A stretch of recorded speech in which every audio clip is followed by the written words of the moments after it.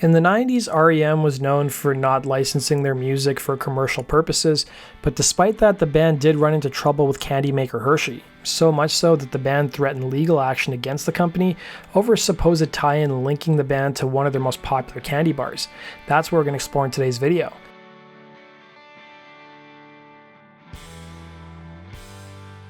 In 1995, Hershey, who owns the brand Kit Kat, ran a promotion on a local Atlanta radio station, offering the first 10,000 callers a chance to win 2 tickets to see the alternative band R.E.M. at Hershey Park in Hershey, Pennsylvania. In addition to that, the callers also had a chance to win one of 25 copies of R.E.M.'s latest album at the time, Monster. One would think that based on the promo, R.E.M. was somehow involved with the promotion, but they weren't, and they weren't even aware of it. To be fair, the promo, according to the Tampa Bay Tribune, didn't contain any of the band's music, but rather a simple radio jingle. R.E.M. would end up getting wind of the contest and filed a lawsuit against Hershey in federal court in the Northern District of Georgia. A spokesman for the band claimed that the group was trying to determine how many radio stations aired the promo for the contest, or whether it was limited to the residents of the state of Georgia. The lawsuit sought damages for an unspecified amount of money, and Hershey would respond at the time telling the Tampa Bay Tribune, and I quote, "The disparaging comments contained in the R.E.M. press release and lawsuit are not justified, and we are considering taking appropriate legal action."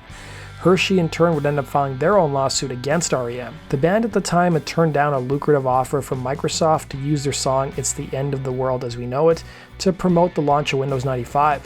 It was said that the band was offered upwards of $3 million to have the song in ads, but turned it down, so instead Microsoft went to the Rolling Stones. The band was worried about their reputation at the time, saying no to commercial licensing offers for 15 years, telling the Tampa Bay Tribune, R.E.M. is now faced with the prospect of its fans assuming that the band succumbed to a lucrative endorsement of a candy bar, which will definitely erode R.E.M.'s long-standing credibility with its audience. So whatever ended up happening to the lawsuit? Well, MTV News would report that the lawsuit would eventually be dropped, and it would turn out that a third-party promotion company had come up with the ad, and R.E.M. had determined that Hershey acted in good faith. While the third party wasn't identified by the Tampa Bay Tribune, they'd allegedly apologized to both R.E.M. and Hershey and agreed to donate what MTV referred to as, and I quote, "a substantial amount of money to several charities of R.E.M.'s choosing."